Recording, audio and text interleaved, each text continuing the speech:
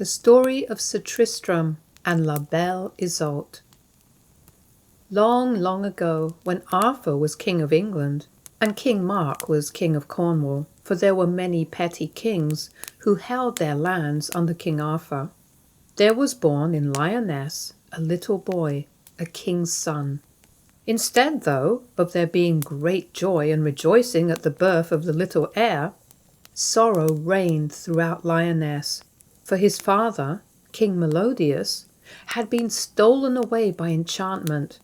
No one knew where, nor could anyone tell how to release him. And the heartbroken queen was dying of grief, for she loved her husband very dearly. When she saw her little son, her tears fell fast on his baby face. "Call him Tristram," she said, "for he was born in sorrow." And as she spoke, she fell back dead. Little Tristram wailed right lustily, as though he fully realized his orphan state, and wept with pity for his own sad fate. And good cause he had to wail, too. Poor little man, had he but known it, for already the greedy barons had cast their eyes on his land, longing to possess it and rule it. With only a baby boy standing between them and it, their way was easy enough. His death could easily be accomplished. Fortunately, though, for him and everyone else in the land, King Melodius was released from enchantment by Merlin the wizard, and came hurrying joyfully to his home to embrace his beloved wife. Great was his grief when he found that she was dead. Great was the moan he made in his sorrow. With great pomp and splendor he buried her, and for 7 years lived a lonely life, mourning her. At the end of that time he married again, but the stepmother hated little Tristram, the heir, and longed to destroy him, that her own child might be king. So one day she placed some poison in a cup for him to drink, but her own child, being thirsty, drank the poison and died. The queen, heartbroken at the loss of her boy and horror-stricken at what she had done, hated her stepson more than ever after this, and once again she tried to kill him in the same manner. This time, though, King Melodius, spying the tempting-looking drink, took it up and was about to drink it when the queen, seeing what he was about to do, rushed in and snatched it from him. Then he discovered her guilt, and his anger knew no bounds. "Thou traitress!" he cried. "Confess what manner of drink this is, or here and now I will run this sword through thy heart." So she confessed, and was tried before the barons, and by their judgment was given over to be burnt to death. The faggots were prepared, the queen was bound to the stake, and they were beginning to light the fire when little Tristram, flinging himself on his knees, besought his father with such entreaties to pardon her that the king could not refuse. So the queen was released, and in time the king forgave her. But though he forgave her, he could never trust her again, and to protect little Tristram from her, he was sent to France, where he continued for some time, learning to joust and hunt and do all things that were right and brave and noble. And 7 years passed before he returned to his home in Lyonesse. Lyonesse was the furthest point of Cornwall. It joined what we now call Land's End, and stretched out through the sea until it reached the Scilly Isles, a wild, rugged, beautiful spot, washed on either side by the glorious Atlantic Sea. One day, though, that glorious Atlantic rose like a mountain above Lyonesse, and where in the morning had been a beautiful city with churches and houses and fertile lands, in the evening there was only a raging, boiling sea, bearing on its bosom fragments of the lost world it had devoured. This, though, was long after the time of which I am writing now. For 2 years after his return from France, Tristram lived in Lyonesse, and then it happened that King Anguish of Ireland sent to King Mark of Cornwall to demand 7 years' truage that was due to him. But when the demand reached King Mark, he and his knights absolutely refused to pay the money and sent the messenger back with none too polite a message to say so. If he wanted the debt settled, they said, he could send the noblest knight of his court to fight for it. Otherwise the king might whistle for his money. King Anguish was furiously enraged when this message reached him, and calling to him at once Sir Marhaus, his biggest and trustiest knight, sent him without delay to Cornwall to fight this battle. So Sir Marhaus set sail, and King Mark was troubled when he heard who was coming against him, for he knew well he had no knight to match him. At last Sir Marhaus arrived, but he did not land at once. For 7 days he abode in his ship, and each day he sent to King Mark a stern demand for the money. The king had no intention of paying the money, but he sorely wanted a knight to fight for him, one worthy by birth and skill to meet this great champion. And in great ado he sent all over the country in search of such a one. At last, when none was to be found at home, someone counselled the king to send to King Arthur at Camelot for one of the knights of the Round Table. But that could not be, for Sir Marhaus himself was a Round Table knight, and they, of course, never fought each other unless it was in private quarrel. When at last the news of all this reached young Tristram's ears, he felt very greatly mortified that there could not be found in Cornwall a knight to fight for their rights, and his heart burned within him to go and save the honour of the West Country. He went to his father, King Melodius. "It seems to me," he cried impetuously, "a shame to us all that Sir Marhaus, who is brother to the Queen of Ireland, should go back and say we Cornishmen have no one worthy to fight him." "Alas," answered the king, "know ye not that Sir Marhaus is one of the noblest of Arthur's knights, the best knights of the world? Beyond those of the Table Round I know none fit to match him." "Then," cried Tristram, "I would I were a knight, for if Sir Marhaus departs to Ireland unscathed, I will never more hold up my head for very shame. Sir, give me leave to go to my uncle King Mark, that I may by him be made a knight." King Melodius could deny his son nothing, so "Do as your courage bids you," he said, and Tristram, filled with joy, rode away at once to his uncle's court. And as soon as he arrived there, he heard nothing but great dole made that no one could be found to fight the Irish knight. "Who are you?"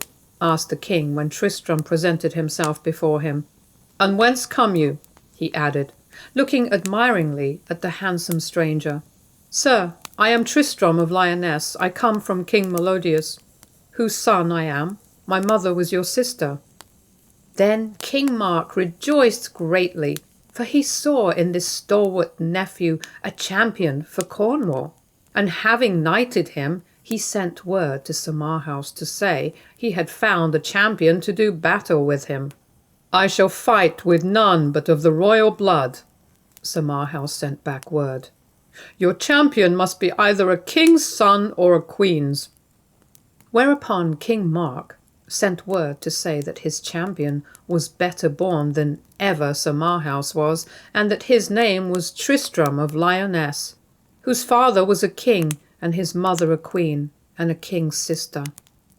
So it was arranged that the fight should take place on an island near, and thither Sir Tristram went in a ship with his horse and his man Gouvernail, and all that he could need, and so noble he looked and so brave, and of so good heart, that not one who saw him depart could refrain from weeping, for they never thought to see him return alive.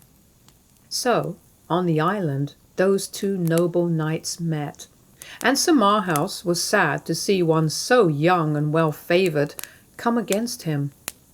"I sore repent," said he, "of your courage, for hear me, that against all the noblest and trustiest knights of the world have I been matched, and never yet been beaten.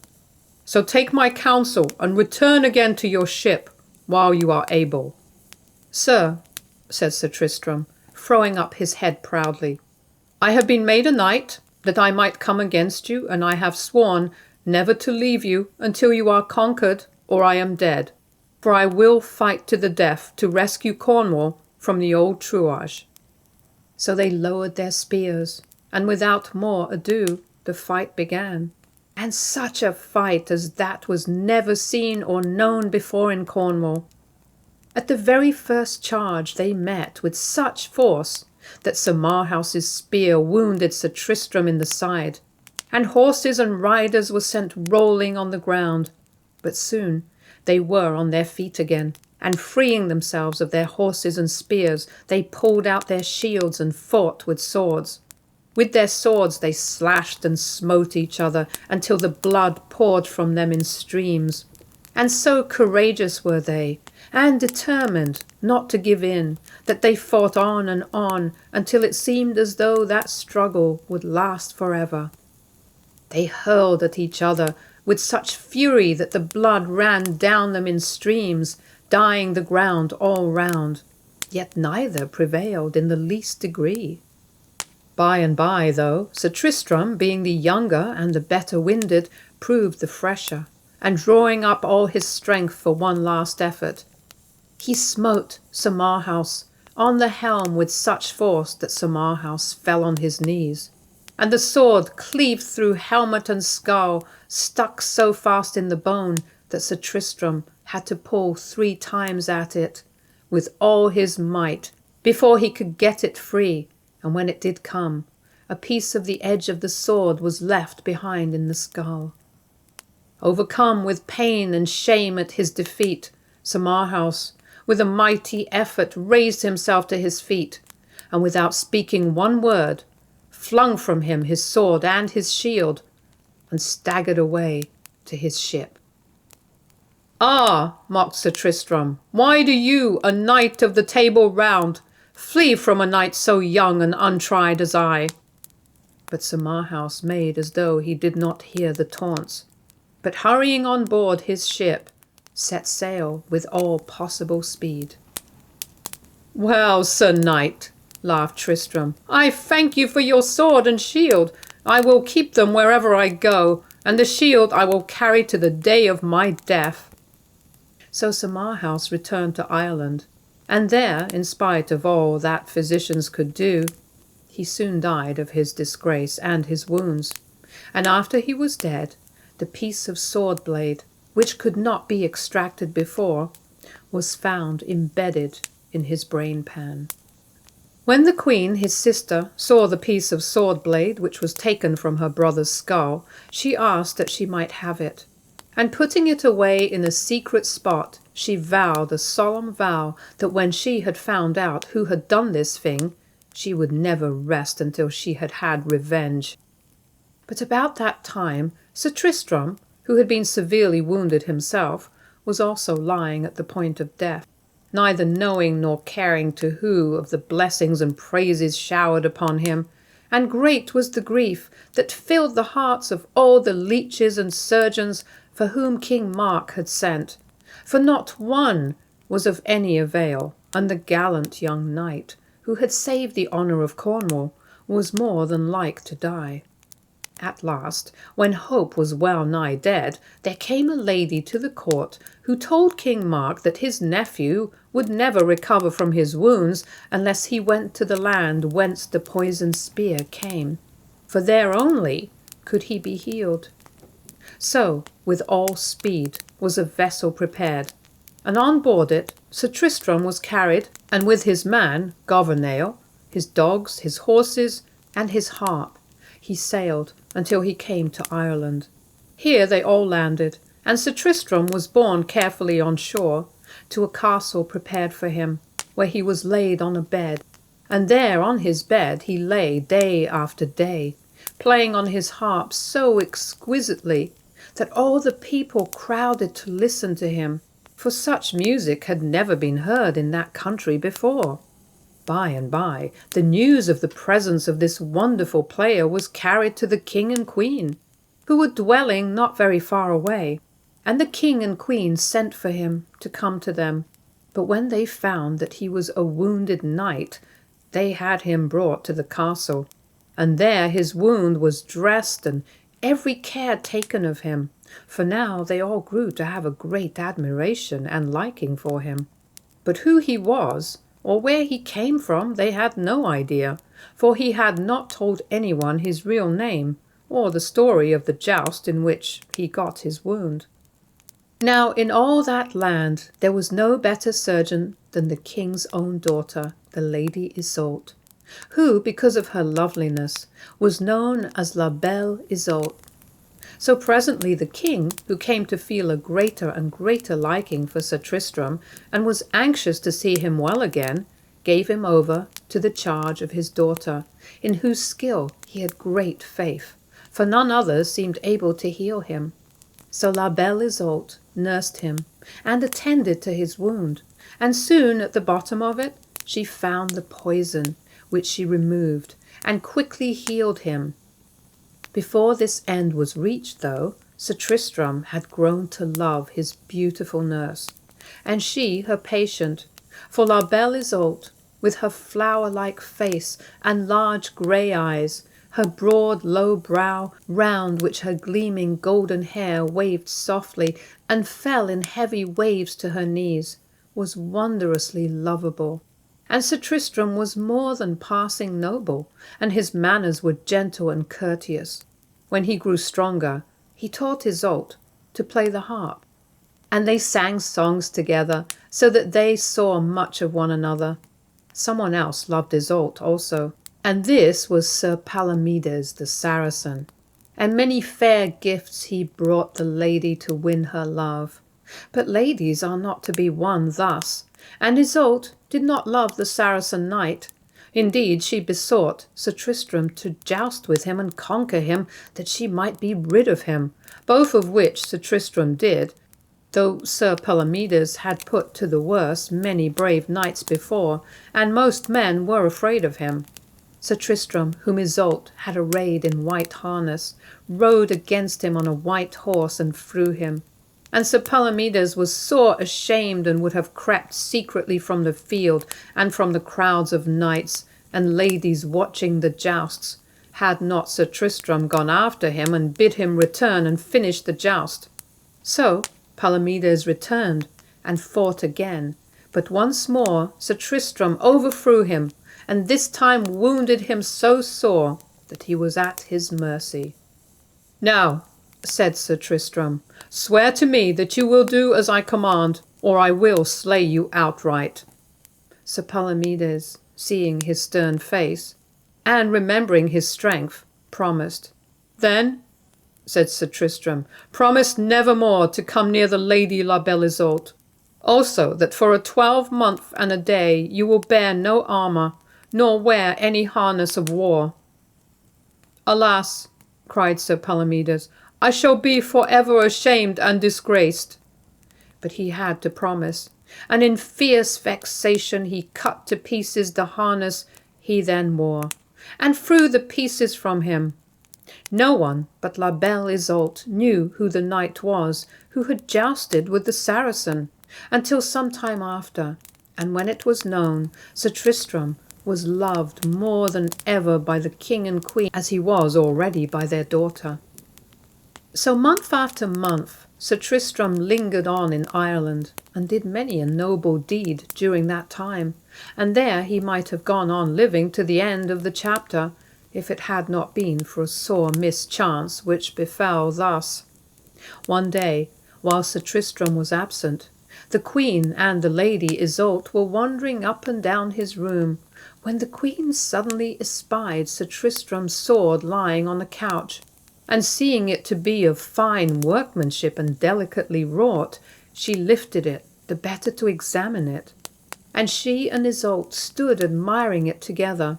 Then presently the queen drew the sword slowly from out of its scabbard, and there, within 1.5 inches of the point, she espied the broken edge of the blade.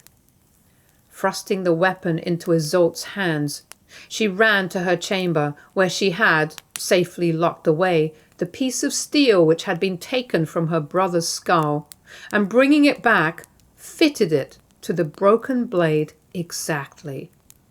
At that, her anger knew no bounds, nor her mortification that they should have treated so well and grown to love the slayer of her brother. Sir Tristram, happening to return at that moment, her anger so overmastered her that, seizing the sword, she rushed on him and would have slain him there and then, had not Gouvernail caught her and wrested the weapon from her. Being frustrated, she ran in a frenzy of hate to her husband. "My lord," she cried, "we have here in our very home the destroyer and slayer of my brother, your most noble and trusty knight." "Who is he?" cried King Anguish, springing to his feet. "And where?" "Sir, it is this same knight whom your daughter has healed, and whom we have loved and treated well. I beseech you, have no mercy on him, for he deserves none." "Alas, alas," cried the king, "I am right sorry, for he is as noble a knight as ever I saw. Do him no violence. Leave him to me, and I will deal with him according to my best judgment." So the king, who loved Sir Tristram, and could not bring himself to have him slain, went to Tristram's chamber, and there he saw him dressed and ready to mount his horse. Then and there the king told him all that he had learnt, and said, "I love you too well to do you harm. Therefore I give you leave to quit this court, on one condition, that you tell me your real name, and if you really slew my brother-in-law, Sir Marhaus." So Tristram told him all his story, and then took leave of the king and all the court. And great was the grief at his departure, but by far the saddest leave-taking was that between him and La Belle Iseult, for they loved each other very dearly. And when they parted, Sir Tristram swore to be ever her true and faithful knight, and she, that for 7 years she would marry no one else, unless by his consent or desire. Then each gave the other a ring, and with a last long kiss they parted. So Sir Tristram returned at last to Cornwall, and there stayed with his uncle Mark at Tintagel. And great were the rejoicings that he had returned recovered of his wound, and stronger and more noble looking than ever. When, though, he had been back a little time, a great quarrel arose between King Mark and his nephew, and their feelings grew very hot and angry towards one another. It was about a beautiful lady that they quarrelled, a lady whom King Mark loved more than passing well. He thought that Sir Tristram loved her too, and she him, and he was so jealous of Sir Tristram that one day he and his knights, disguised, rode after him to see if he had gone to meet her.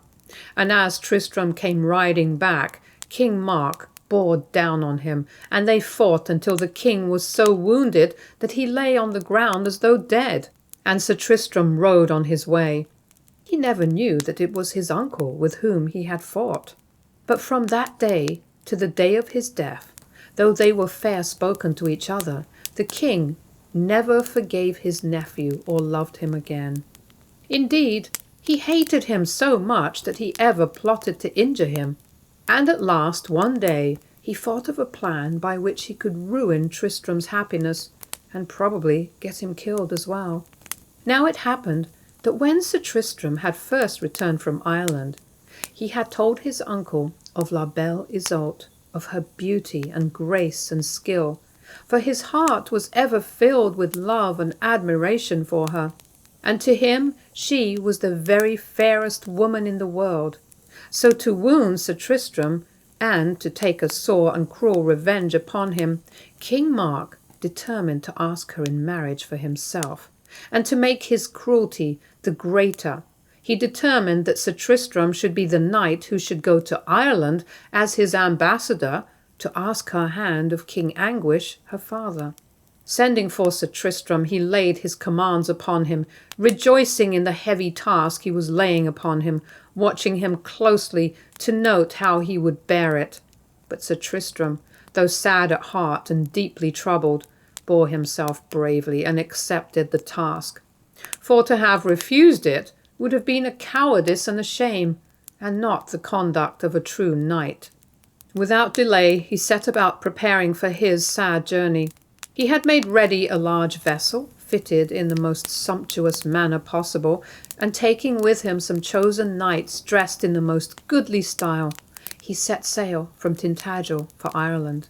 Before they had got far, though, a fierce storm burst over them, and beat their vessel about until she was driven back to England, to the coast of Camelot, where King Arthur dwelt, and right glad they were to take the land. There, when they were landed, Sir Tristram set up his tent, and hanging his shield without it, lay down to rest. Hardly, though, was he lain down, before two knights of the Round Table, Sir Ector de Maris and Sir Morganor, came and rapped on the shield, bidding him come forth and joust. "Wait a while," called back Sir Tristram, "and I will bring you my answer." Then he hastily dressed himself, and came out to the two impatient knights, and without much ado he first smote down Sir Ector, and then Sir Morganor with the same spear. "Whence come you, and whose knight are you?" they asked, as they lay on the ground, unable to rise because of their bruises. "My lords," answered Sir Tristram, "I am from Cornwall." "Alas, alas, I am sore ashamed that any Cornish knight should have overcome me," cried Sir Ector, and so ashamed was he that he put off his armour and went away on foot, for he would not ride.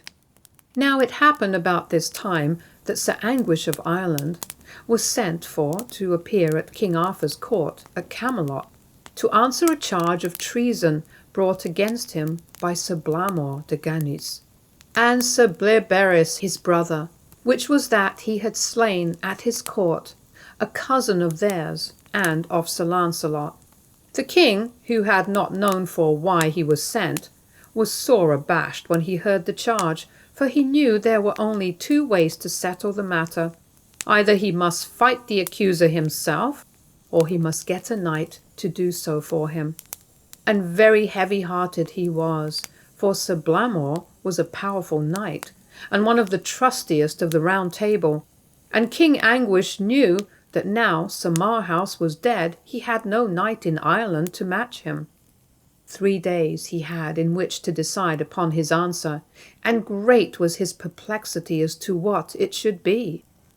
Meanwhile, Gouvernail went unto his master and told him that King Anguish was arraigned for murder, and was in great distress, whereupon Sir Tristram replied, "This is the best news I have heard these 7 years, that the King of Ireland have need of my help. I dare be sworn there is no knight in England save of Arthur's court that dare do battle with Sir Blamor de Ganys. Bring me to the king then, Gouvernail, for to win his love I will take this battle on myself." So Gouvernail went to King Anguish, and told him that a knight wished to do him service. "What knight?" said he. "Sir Tristram of Lyonesse," answered Gouvernail, "who, for your goodness to him in your own land, would fain assist you in this." Then was the king right overjoyed, and went unto Sir Tristram's pavilion, and when Sir Tristram saw him, he would have knelt and held his stirrup for him to dismount. The king leapt lightly to the ground, and they embraced each other with great gladness, and the king told his tale. "Sir," said Sir Tristram, "for your good grace to me, and for the sake of your daughter, Belle Iseult, I will fight this battle, but you must grant me 2 requests. The first is, you must give me your own word that you were not consenting unto this knight's death. The second, that if I win this battle, you shall give me as a reward whatever reasonable thing I ask." Whereupon the king swore to both of them, and then went to tell his accusers that he had a knight ready to fight Sir Blamor. Then King Arthur commanded Sir Tristram and Sir Blamor to appear before the judges, and when they came, many kings and knights who were present recognized Sir Tristram as the young unknown knight who had fought and conquered Sir Marhaus of Ireland. and the excitement grew intense, for two lustier knights than Sir Tristram and Sir Blamor could not have been found. So the time was fixed, and the combatants retired to their tents to prepare for battle. "Dear brother," said Bleoberis to Blamor, "remember of what kin you are, and how Sir Lancelot is our cousin, and suffer death rather than shame, for none of our blood was yet shamed in battle." "Fear not," answered Sir Blamor stoutly, "that I will ever disgrace our kin. Yonder knight is a goodly man, but I swear I will never yield nor say the loath word. He may smite me down by his chivalry, but he shall lay me before I say the loath word." So the two champions rode to meet each other from opposite sides of the lists, and they feutred their spears and charged each other with so great force that it sounded as though the heavens were sending forth loud thunders. And then Sir Tristram, by his great strength, bore Sir Blamor to the ground, and his horse under him. He was quickly clear of his horse, though, and on his feet again. "All right, Sir Tristram," he cried, pulling out his sword. "My horse has failed me, but the earth shall not." So together they rushed and lashed at each other in fury, slashing and tearing, foining and making such fearful strokes that the kings and knights held their breath in horror and amazement that two men could use each other so, and neither give in. But so fierce were they, that their stabs and cuts might have been falling on men of wood, so little heed did they pay.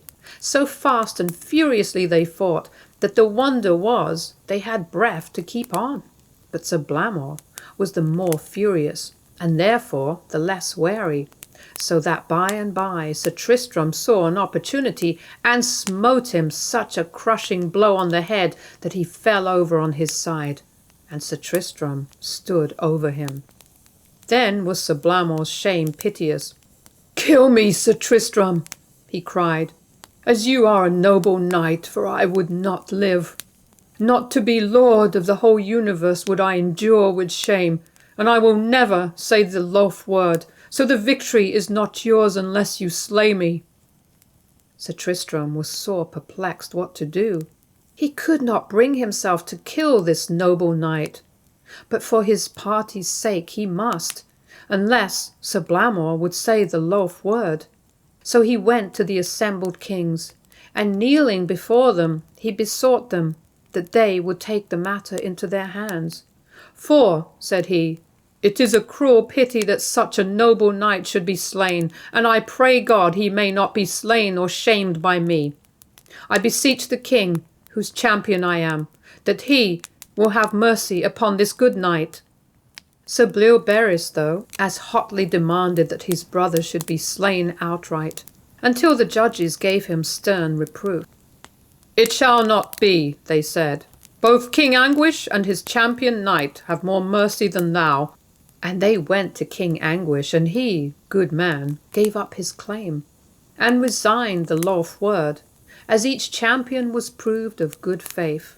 And so it was settled, and so rejoiced were Sir Bleoberis and his brother, and right grateful for their goodness, that they swore eternal friendship to King Anguish and Sir Tristram, and each kissed the other, and swore a vow that neither would come against the other in combat. Then King Anguish and Sir Tristram set sail for Ireland, with great splendour and gladness, and right welcome was Sir Tristram when the people heard what he had done for their king and for them. Great were the rejoicings, and great the joy, but the joy of Iseult was greater than all the rest together, for she still loved Sir Tristram with all her heart and soul. Then, as the days came and went, much did King Anguish marvel that Sir Tristram had not made his second request, but Sir Tristram was fain to postpone doing so, for he was heavy-hearted at his task. At last King Anguish asked him, saying, "Sir Knight, you have not yet asked of me your reward." "Alas," said Sir Tristram sadly, "the time is come. I would ask you for your daughter Iseult to take back with me to Cornwall, not for myself, but to wed the king, my uncle Mark. For full well he knows how she surpasseth all in beauty, and wisdom and charm, for I myself have told him of her, until he desireth her greatly for his queen and lady. Ah me, cried Sir King, anguish and amazement, and ah me, he sighed. I would you had asked her for yourself, Sir Tristram. Right glad would I have been to have called you son. That can never be now, said Sir Tristram gently. I should be false to my trust and for ever shamed. My uncle commanded me to come, and I have promised. So a great feasting and merrymaking began, and all things were made ready for la belle Iseult to sail to another land to be made a queen. Now, whether the queen, Iseult's mother, saw that Sir Tristram and her daughter loved each other, or whether she feared that her daughter might not love King Mark, no one will ever know. But she set to work to concoct a love drink, brewing it from delicate herbs and simples, which when ready she enclosed in a golden flask. This she handed to Dame Bragwaine, la belle Iseult's waiting woman, bidding her guard it with all care, and not let it out of her sight until la belle Iseult and King Mark were wedded, when she was to give it to them, that they might each drink of it, so that a great and holy love should rise and grow between them, never to die until their lives ended. So, on a certain day, a dainty vessel, all painted white and silver, and furnished with the utmost richness and beauty, set sail from Ireland.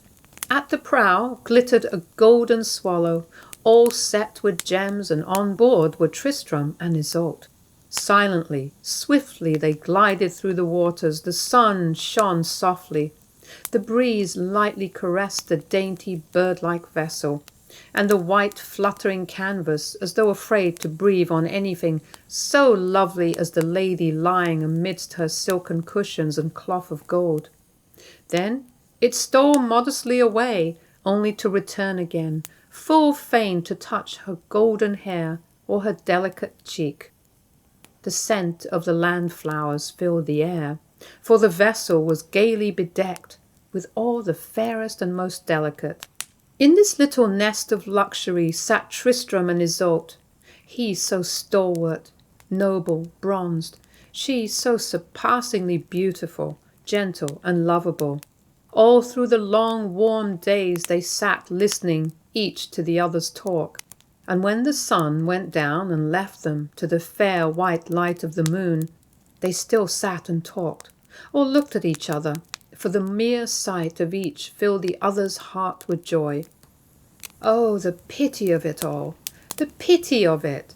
Such a nobly matched pair was never seen before nor since. Iseult made Sir Tristram tell her of the battles he had fought, of the countries he had seen, and of the people of this new land towards which she was hastening.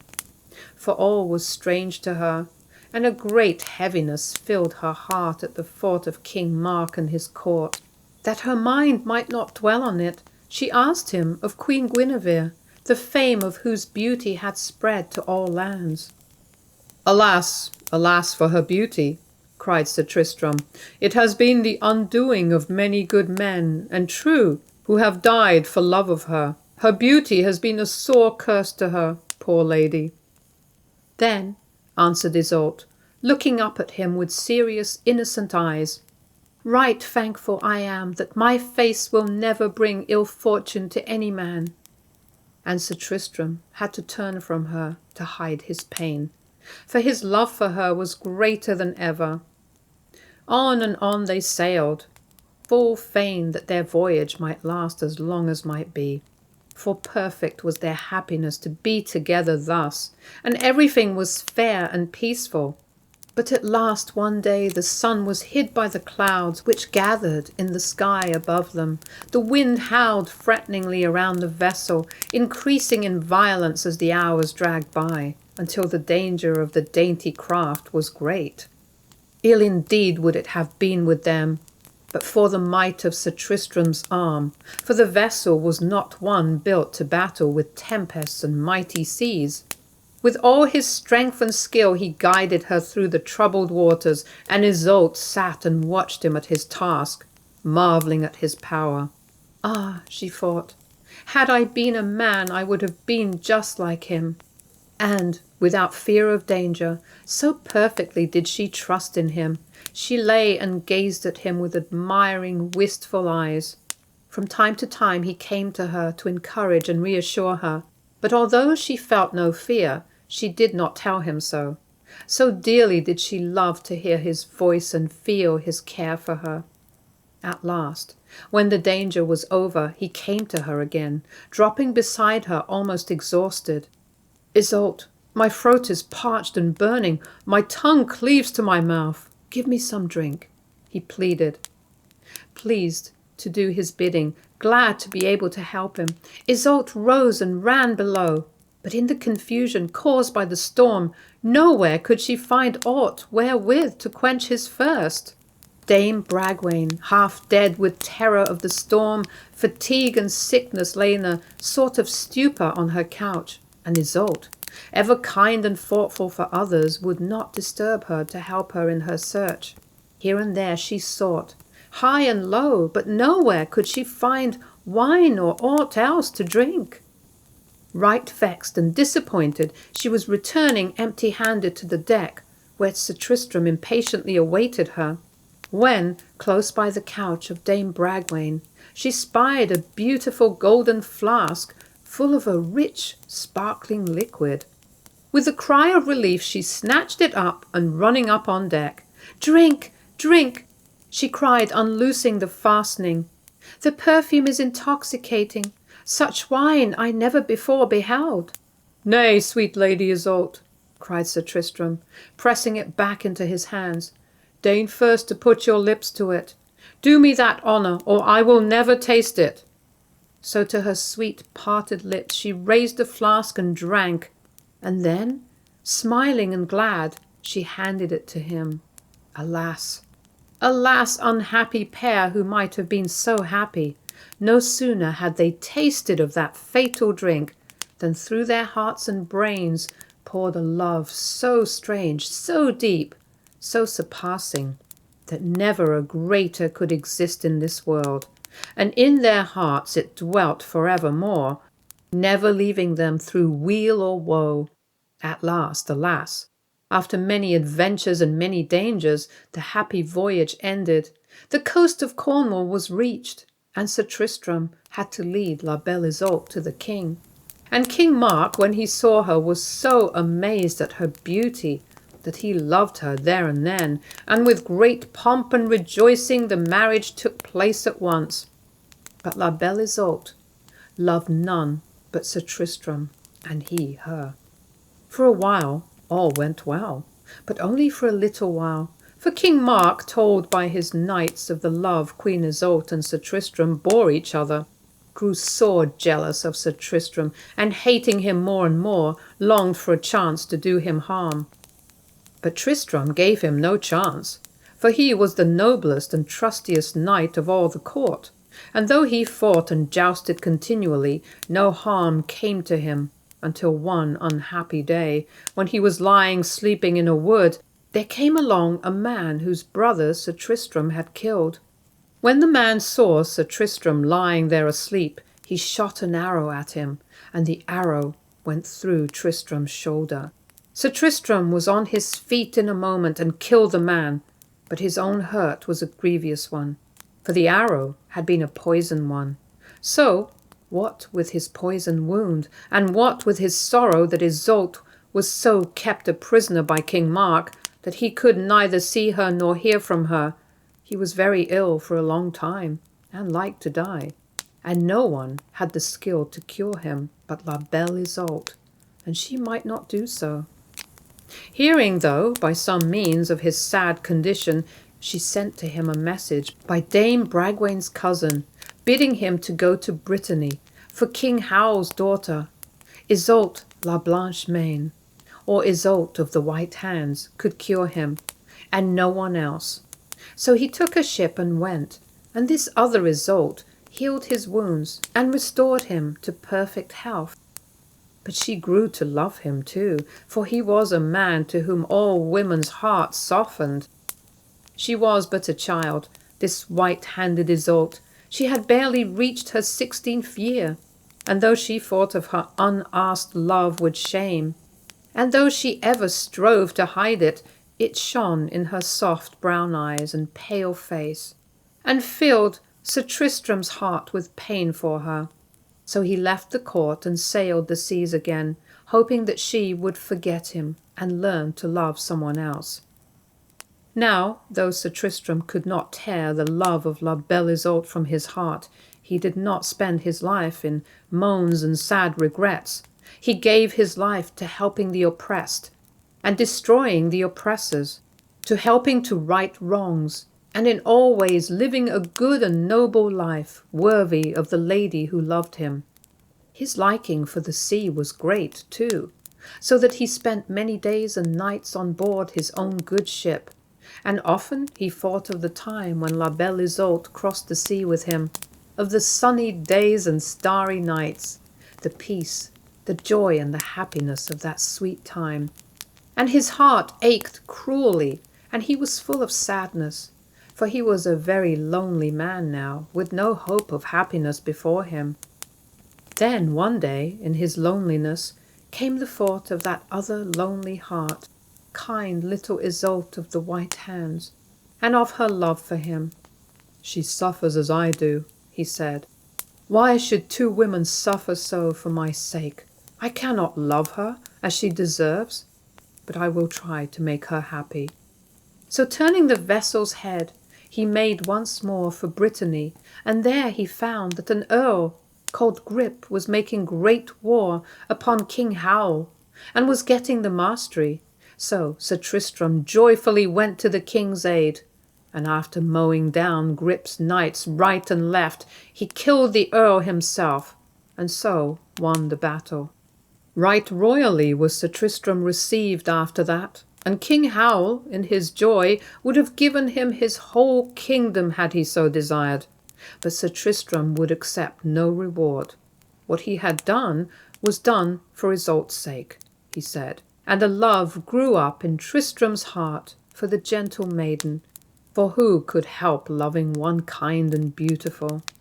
So they were married with great rejoicings, and all the kingdom was glad, and so was Sir Tristram, for now, he thought, he could quench that fatal love for Iseult of Cornwall, and could spend the rest of his days in this sunny land, happy with his sweet child wife. Alas, alas, once more the deadly love drink did its work. No sooner had he placed a ring on his bride's finger than the love for the other Iseult returned stronger than ever. "I have been false to my lady," he cried to himself remorsefully, "for I swore ever to be her true knight, loyal to her alone."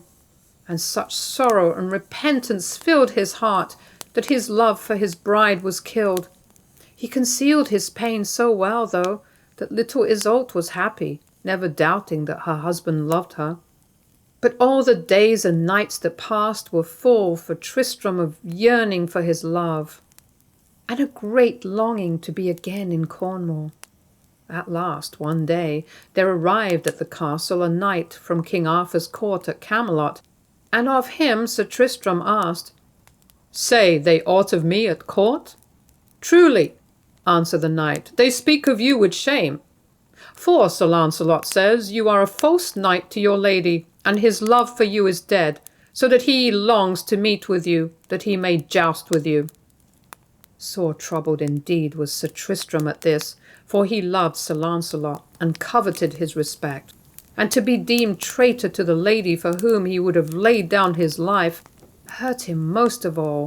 From that time his longing to return to Tintagel and his love for La Belle Isoult grew daily more and more unconquerable, until at last he could no longer bear it, and one day set sail from Brittany, leaving his poor little lonely wife behind to mourn his absence, and yearn for his return, for as yet she had not found out that there was no love at all in his heart for her. But on a day soon after he had left her, there was brought to her the story of his love for that other Iseult, and of hers for him.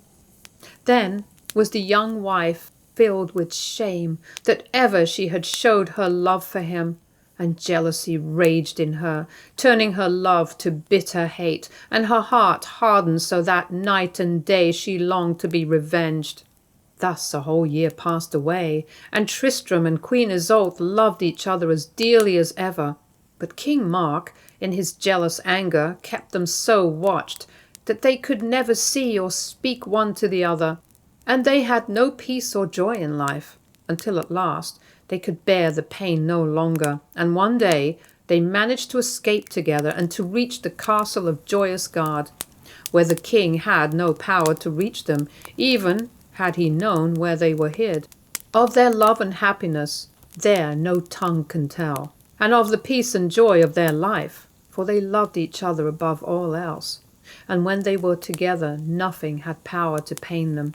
But at last, on a sad, sad day, the trusty Gouvernail came to Sir Tristram with word that a summons had been sent him from King Arthur to go to the aid of Sir Tristram of Wales, for he was sore beset by a monster named Urgan and needed help.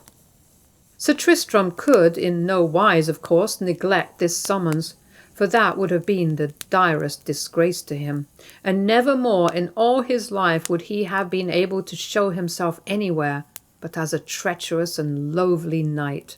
And, though it broke his heart to send her from him, La Belle Iseult loved him too well to have him so disgrace himself. So they parted, and a sadder parting never had been in this world, for they knew with a sure and certain knowledge that never again would they be allowed to meet, and their hearts were full of a love and sorrow almost too great to be borne. With tears and kisses they said farewell, vowing each to be true to the other till death and after. So Sir Tristram rode away into Wales, and Queen Iseult, being discovered by King Mark, was made to return to him, only to be made a prisoner in the great grim castle at Tintagel, where all day long she sat sad and lonely, looking out over the sea, and musing sadly on all the bitterness life had held for her, and for her lover, and her husband jealous, wrathful, never slackened his watch over her, night or day. A harder lot was Iseult's than her lover's, for he had change and action to distract his thoughts, and all the excitement of battle, but she had nothing to do but sit and think on all that might have been, until her heart was near to breaking. Meanwhile Sir Tristram arrived in Wales and met the monster Urgan, a huge, hideous creature with no notion of fighting or chivalry, for the moment he beheld Sir Tristram, he rushed upon him and would have dashed him to the ground, but that Sir Tristram by good hap saw what was coming and swerved aside, so that the blow fell harmless. And while the giant roared with rage and mortification and tried to recover his balance, Sir Tristram swiftly drew his sword, and swinging it lightly round his head, cut the monster's right hand clean off at the wrist with one sharp stroke. Maddened by the pain, Urgan fumbled with his left hand until he drew from his belt a short steel dagger which had been tempered with sorcery, and springing on Sir Tristram they closed together, and long and fiercely they fought until the cliffs trembled with the struggle, and the ground was sodden with blood. Great ado had Sir Tristram to avoid the huge bulk of the giant, and greater grew the strain upon his strength, until a blow from him sent the giant rolling over in the gory mud. He was soon on his feet again, but the moment he had given Sir Tristram time to get his breath. Then they closed again, and the blows fell faster and more furiously than ever. The giant's groans of rage and excitement might have been heard for miles around, while the earth flew about them until they could scarce be seen. Between every joint of their corselets the blood ran down in streams, but the sight only infuriated them the more. At last, with a fierce roar between bitter laughter and pain, Urgan smote Sir Tristram with such fury that he cracked his shield in half. And then, before Sir Tristram could recover himself, he smote him again so that he would have killed him had not the blow by great good chance turned aside. But, turning aside as it did, it gave Sir Tristram the chance he coveted, and rushing in on the giant before he had recovered his footholds, he smote him with such force and skill that he cleft him clean through, and in his agony Urgan leapt so high in the air that he fell back over the edge of the cliff and dropped heavily into the sea. His task accomplished, Sir Tristram got into his ship again and sailed away, and as he passed Tintagel, where his unhappy love lay, a prisoner in the castle, his heart felt like to break, and his yearning for her was so great it seemed as though it must bring her to him in spite of her jailers. But they were parted, those two, by a fate as strong as death, and she lay immured in her castle home, while he sailed on and on, not heeding nor caring whither he went, for all that he loved dwelt on that bleak, iron-bound coast, as far from him as though the whole wide world lay between them. And so at last, not heeding whither he sailed, he came to that sunny land where his wife Iseult dwelt, praying always for revenge because she had been scorned by him. On the coast at Brittany he landed, close by his own castle, but no sooner had he stepped ashore than he was met by a knight who knelt before him and besought his aid. "Noble sir," cried he, "I am sore distressed. Some robbers who infest this land like a scourge met me as I was riding along with my new-made bride, and I, being alone and single-handed, they quickly mastered me, and binding me, carried my bride away. And how to rescue her I know not. Come to my aid, sir, I beseech you, for you look a noble and trusty knight." Sir Tristram, glad to have some distraction from his sorrow, was only too ready to help others who suffered for love's sake. So, to Iseult, he sent a message to say he had arrived, and would have been with her but for the quest, which he was bound to accomplish for his honour's sake, and for the sake of his knighthood. Then he departed, and he and the knight rode along the seashore in search of the robbers. All night they slept in the wood by the sea, but as soon as morning broke, there sounded close at hand a great trampling of horses and clanking of arms, and soon came along the robber band, with the pale-faced, terrified lady in their midst, fastened to one of the robbers. At the sight, the hapless young husband could no longer restrain himself. With a fierce cry he flew at the man to whom his bride was bound, while Sir Tristram, cool and strong, closed with the band and slew 3 before they had tried to defend themselves. And so the unequal battle began, and so it raged. But with so much courage and fierceness did the 2 knights fight for their just cause, that soon nearly all the robber band lay lifeless on the ground. The young knight, though, was himself by that time wounded by the last remaining of the band, and ill would it have gone with him, for the reeking sword was raised high to give him the final blow, when Sir Tristram, with a cry of triumph, rushed in and clove the man so that he never breathed again. Thus was all accomplished, and gladly was Sir Tristram returning on his homeward way, when one of the robbers, who had made his escape and lay concealed, shot at Sir Tristram from his hiding-place, and the arrow pierced Sir Tristram in that same wound whereof he had nearly died before he went to Ireland, and La Belle Isolte cured him. And now he felt like to die again. Scarcely could he stagger home through the long miles of that rugged forest by the sea. His eyes were faint and blinded, his legs shook under him.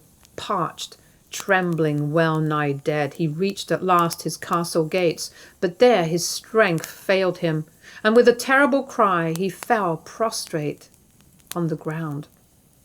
At the sound forth came soldiers and servants, and strong men lifted him in kindly arms and laid him gently on a bed, calling aloud for someone to come and dress his wound. Over by the window of the big hall sat Iseult, La Blanche Main. gazing with stony, unseeing eyes out over the golden sea, paying no heed to the noise and bustle going on about her. She had recognized that cry of pain at the gate and knew her husband had returned sore-stricken. But never, never once did she turn her head to look at him, nor move to give him comfort or assistance. And Tristram, ill though he was, felt the change in her manner to him, and grieved in his heart that all was not as it should have been, for he could not bear to cause pain to any woman. As soon as he could speak, he called to her humbly, "Iseult, my wife." At that she rose and went to him, but sullenly, and stood looking at him as though he were a stranger. "Kiss me," he whispered, and at his bidding she stooped and kissed him, but it was as though an icicle had brushed his cheek, and a black cloud of misery settled down upon him, and despairing longing for her who would have been so gentle and kind to him, and towards his wife his heart hardened.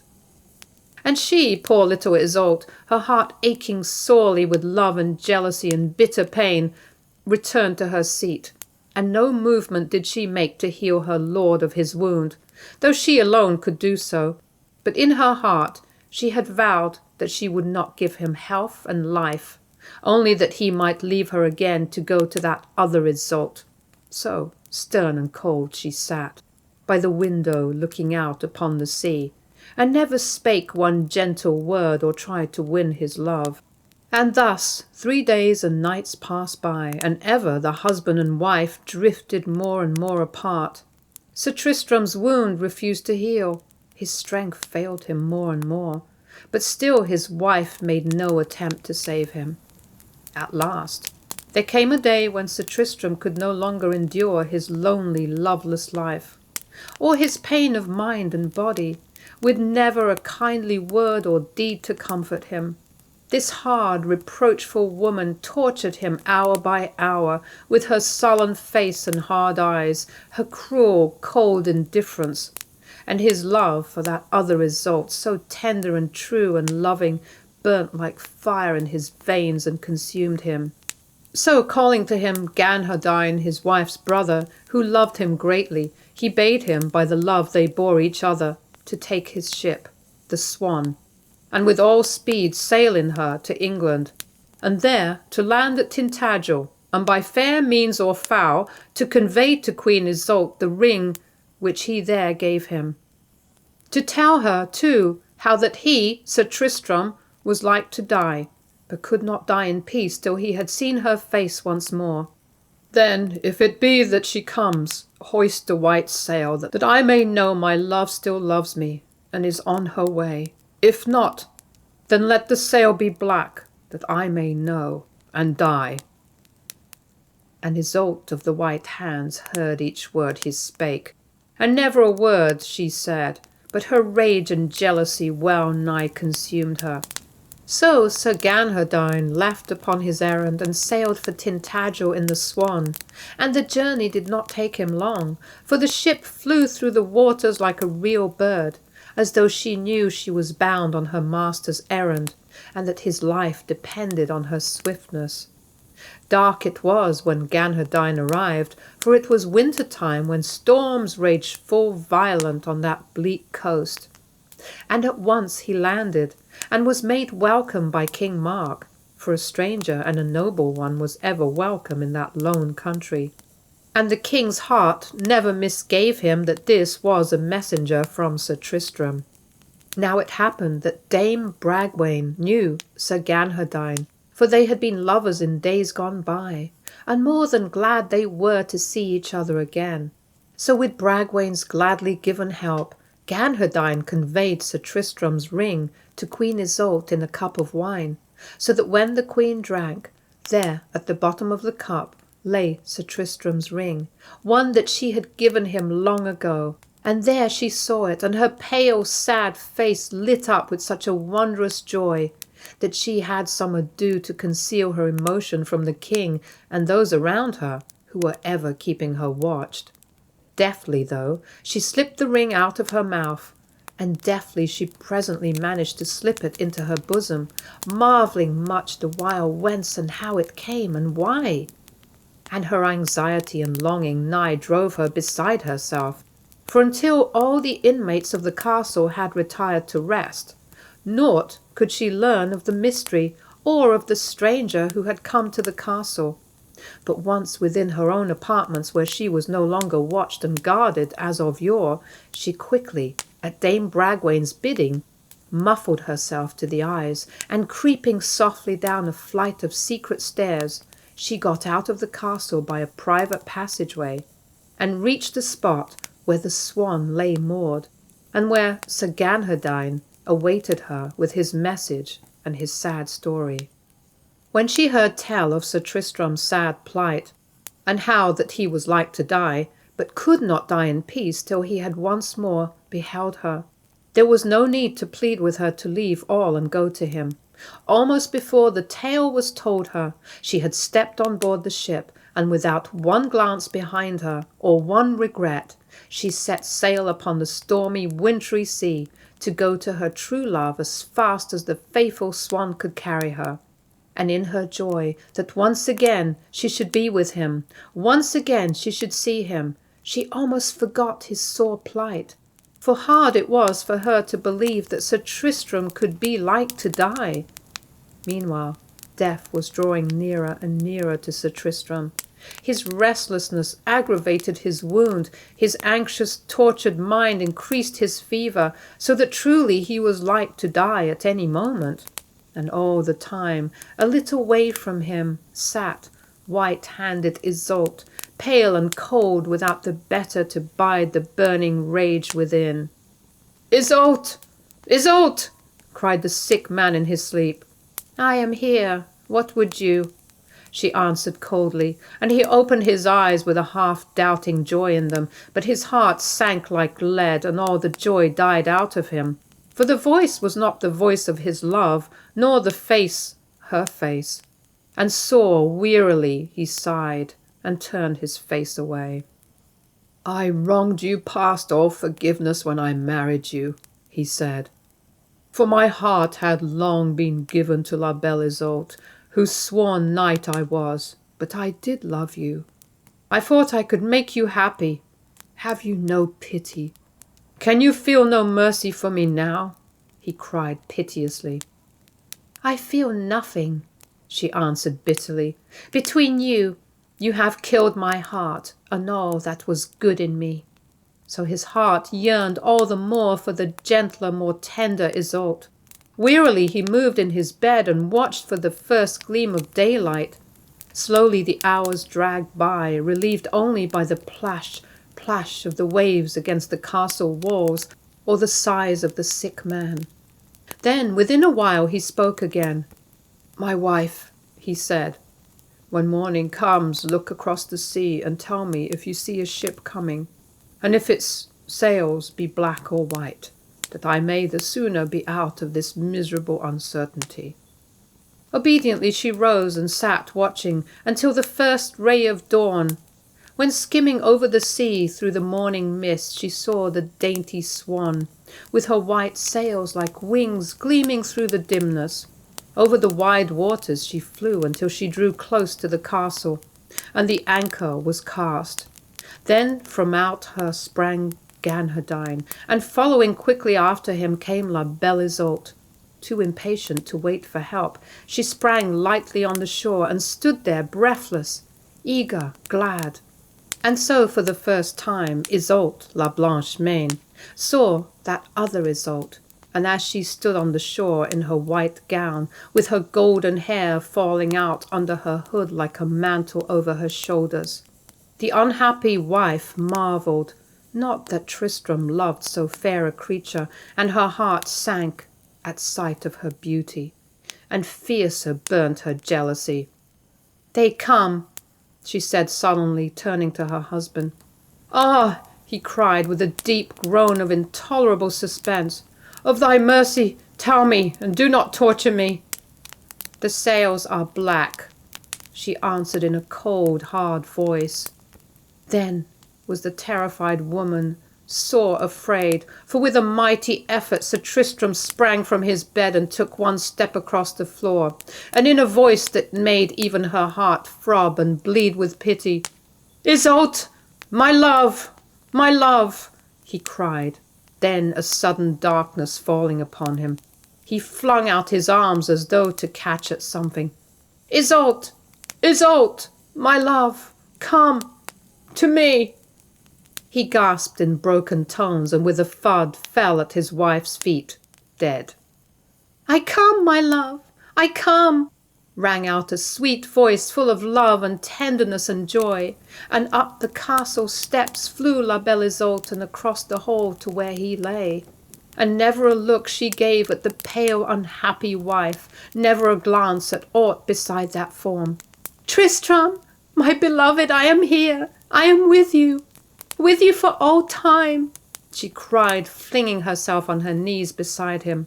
And never another word did she speak, for when they raised her, her spirit had followed his to where none could part them more. So died those two who had lived and loved so sadly and so truly, and when he was dead, there was found round Sir Tristram's sword belt the story of the fatal love draught, and when he read it, deep was the grief and bitter the remorse of King Mark that he had ever parted those two so bound together, and driven them to such despair. Once more the Swan sailed over the sea to Tintagel, and this time she bore Sir Tristram and his love together, for side by side they were to be buried in a dainty chapel made for them alone, that at last they should never more be parted. But in time the sea, jealous for those lovers whose doom she had seen, came up and drew that dainty chapel into her own bosom, and there, where none can see them, the lovers sleep in peace for evermore, wrapped round and guarded by the blue waters of the deep Atlantic Sea.